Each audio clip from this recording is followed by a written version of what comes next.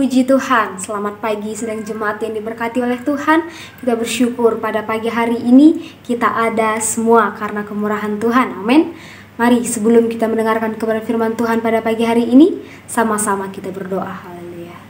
Terima kasih Tuhan, terima kasih Bapa yang baik buat kebaikan Tuhan yang kami rasakan pada pagi hari ini. Kami bersyukur Tuhan kami bisa melalui di malam yang gelap. Semua karena campur tangan-Mu Tuhan, semua karena kebaikan-Mu Tuhan. Sebentar Tuhan, kami akan mendengarkan kebenaran firman Tuhan. Mari Tuhan, apapun yang kami dengar pada pagi hari ini dapat memperbaharui kehidupan kami dan dapat menguatkan kami Tuhan. Terima kasih Tuhan yang baik buat hamba-Mu yang akan memberitakan kebenaran firman Tuhan. Mari Tuhan tolong Tuhan. Terima kasih Tuhan. Dalam nama Tuhan Yesus Kristus kami mendengarkan kebenaran firman Tuhan. Haleluya, haleluya. Amin. Puji Tuhan. Mari sama-sama kita buka Alkitab kita di Amsal 4 ayatnya yang ke-23. Amsal 4 ayat yang ke-23. Beginilah kebenaran firman Tuhan. Jagalah hatimu dengan segala kewaspadaan, karena dari situlah terpancar kehidupan. Puji Tuhan. Tema kita pada pagi hari ini adalah mengubah kemudi kita. Bagaimana caranya kita mengubah kemudi kita? Yang pertama, kita harus mengubah kehidupan kita. Kita harus mengubah cara pikir kita. Kenapa kita harus mengubah pola pikir kita? Karena di balik segala sesuatu yang kita lakukan, pasti selalu ada pemikiran.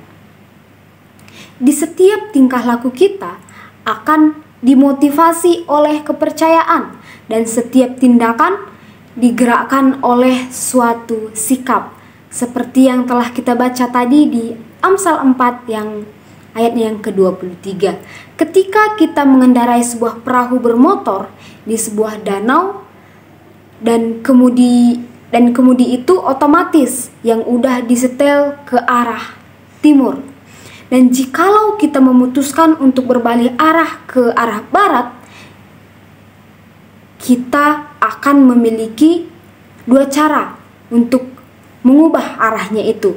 Yang pertama, kita harus memegang kemudi dan memaksanya dengan kekuatan kita untuk menuju ke arah yang kita mau, untuk menuju ke arah yang bertolak belakang dengan programnya kita dari awal. Dengan kekuatan dan kemauan kita, maka perahu itu akan dapat terkendalikan, tetapi kita akan mengalami perlawanan-perlawanan yang terus-menerus. Ketika kita mengalami perlawanan itu, otomatis kita merasa capek, kita merasa lelah, bahkan kita akan merasa stres. Tetapi ketika kita udah memutuskan untuk berbalik arah, maka perlahan-lahan perahu kita akan berjalan seperti yang kita programkan. Puji Tuhan. Begitu juga dengan kehidupan kita. Ketika kita mencoba untuk mengubah kehidupan kita dengan kemauan yang keras, maka kita akan mengalami perubahan. Puji Tuhan. Satu contoh, ketika kita memiliki kerinduan untuk kurus misalnya, kita mau diet gitu, maka kita dari awal kita akan berkata kepada diri kita sendiri bahwa aku akan makan lebih sedikit, aku akan makan yang bergizi gitu, aku akan lebih sering berolahraga, aku tidak akan pernah makan terlambat. Itulah yang menjadi komitmen dalam kehidupan kita kalau kita memiliki program diet. Begitu juga dengan kalau kita mau gemuk gitu misalnya, kita akan makan lebih banyak lagi, kita akan makan lebih teratur lagi gitu, makan vitamin yang teratur gitu. Ketika kita memiliki kemauan yang keras, maka kita akan mendapatkan hasil. Tetapi itu akan membuat kita menjadi stres, karena kita tidak menyelesaikan akar permasalahannya. Perubahan itu tidak akan terasa alami. Jadi kita akan menyerah, maka kita akan gagal diet, maka kita akan gagal gemuk gitu. Ada beberapa cara agar kita mengalami perubahan itu. Yang pertama, kita harus mengubah cara berpikir kita. Di dalam Roma 12 ayat 2b mengatakan bahwa berubahlah oleh pembaharuan budimu. Langkah pertama agar kita mengalami pertumbuhan rohani adalah mengubah pola pikir kita. Perubahan selalu dimulai pertama dalam pikiran kita. Cara berpikir kita akan menentukan kita merasakan sesuatu, dan cara kita merasakan sesuatu akan mempengaruhi kita untuk bertindak. Paulus berkata dalam suratnya kepada jemaat di Efesus, harus ada pembaruan rohani dalam pemikiran dan sikapmu. Untuk menjadi sama seperti Kristus, kita harus mengembangkan pikiran Kristus tersebut. Di Perjanjian Baru ada menyebutkan pertobatan pergantian mental di dalam bahasanya, dalam bahasa Yunani yang katanya mengubah pikiran. Ketika kita udah bertobat, maka kita akan mengubah cara pikir kita. Kita akan mengubah cara pikir kita seperti Kristus. Kita diperintahkan untuk berpikir dengan cara yang sama seperti Kristus. Ada dua bagian yang harus kita pelajari. Yang pertama, dari perubahan mental.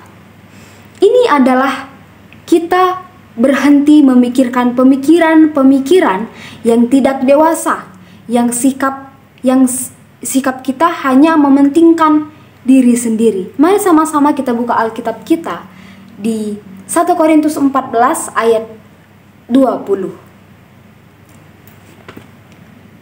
1 Korintus 14 ayat yang ke-20. Beginilah kebenaran firman Tuhan. Saudara-saudara, janganlah sama seperti anak-anak dalam pemikiranmu. Jadilah anak-anak dalam kejahatan, tetapi orang dewasa dalam pemikiranmu. Haleluya. Ketika kita memperhatikan seorang bayi, bisa kita bilang mereka itu hanya mementingkan dirinya sendiri, hanya memikirkan kebutuhannya sendiri.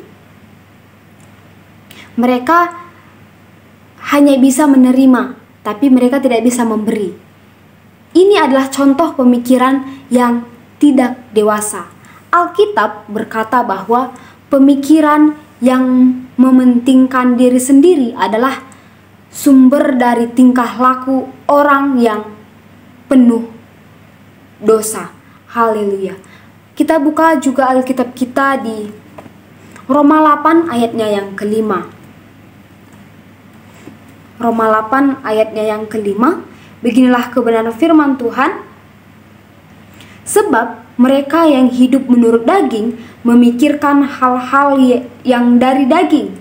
Mereka yang hidup menurut roh memikirkan hal-hal yang dari roh. Haleluya. Puji Tuhan.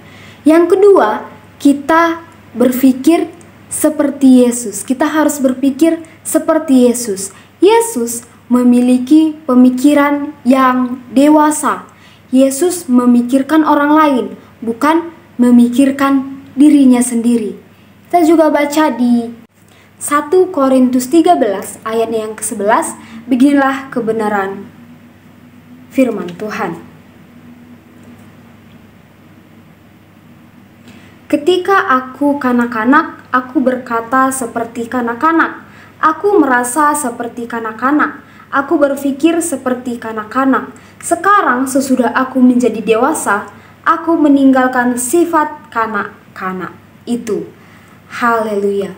Sekarang banyak orang menganggap bahwa kedewasaan rohani diukur oleh banyaknya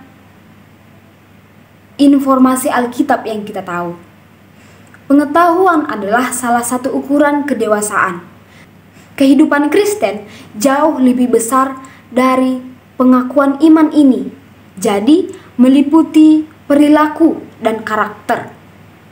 Perbuatan kita harus sama dengan perkataan kita, dan keyakinan kita harus didukung oleh perilaku seperti Kristus. Kita baca Alkitab kita di Roma 15 ayatnya yang kedua sampai yang ketiga. Roma 15 ayat 2 sampai yang ketiga. Setiap orang di antara kita harus mencari kesenangan sesama kita demi kebaikannya untuk membangunnya, karena Kristus juga tidak mencari kesenangannya sendiri. Puji Tuhan. Memikirkan orang lain berarti kita memikirkan Kristus. Tuhan telah memberi kita rohnya, karena itulah kita tidak berpikir sama seperti orang yang ada di dunia. Puji Tuhan. Sebagai ayat yang terakhir, kita baca Roma 12 ayatnya yang kedua. Beginilah kebenaran firman Tuhan. Janganlah kamu menjadi serupa dengan dunia ini, tetapi berubahlah oleh pembaharuan budimu, sehingga kamu dapat membedakan mana kehendak Allah, apa yang baik, apa yang berkenan kepada Allah, dan yang sempurna. Puji Tuhan.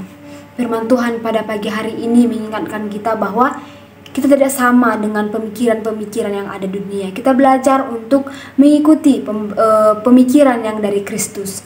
Puji Tuhan. Demikianlah kebenaran firman Tuhan pada pagi hari ini. Tuhan Yesus memberkati. Mari sama-sama kita berdoa. Terima kasih Tuhan, terima kasih Bapa yang baik buat kebenaran firman Tuhan pada pagi hari ini Tuhan. Ajar kami Tuhan untuk selalu memiliki pemikiran seperti Engkau Tuhan. Dan lewat pemikiran kami Tuhan, kami dapat menjadi berkat Tuhan. Terima kasih Tuhan, sebentar kami akan melaksanakan aktivitas kami serahkan ke dalam tangan Tuhan. Kami percaya Tuhan selalu beserta dengan kami Tuhan. Setiap pekerjaan yang kami kerjakan Tuhan, mari Tuhan tolong perbuat berhasil Tuhan. Setiap pembelajaran yang akan kami terima, baik kami yang akan sekolah Tuhan, yang bekerja, mari Tuhan tolong ajar kami untuk selalu menjadi berkat Tuhan dimanapun kami berada Tuhan. Terima kasih Tuhan, terima kasih Yesus. Kami mengawali pagi hari ini bersama-sama dengan Engkau. Kami berjalan bersama-sama dengan Engkau pada pagi hari ini. Dalam nama Tuhan Yesus Kristus, haleluya, haleluya. Amin. Puji Tuhan, selamat pagi. Tuhan Yesus memberkati, selamat beraktivitas. Haleluya.